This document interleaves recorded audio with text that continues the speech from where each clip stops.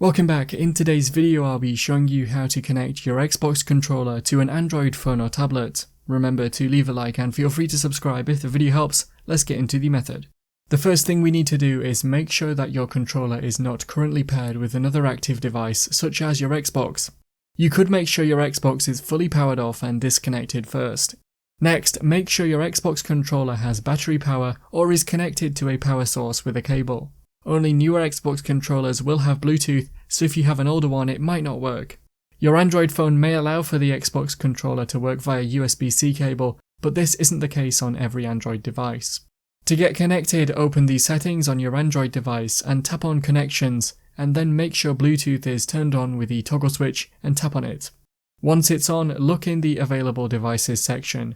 Power on your controller with the Xbox button, and then press and hold the pair button on the controller for a few seconds. This is the small circle button next to the charging port. The Xbox light should start flashing, and if you look on your phone after a few seconds in the Available Devices section, you should see Xbox Wireless Controller. If it doesn't appear here, tap on Scan at the top and then it should appear.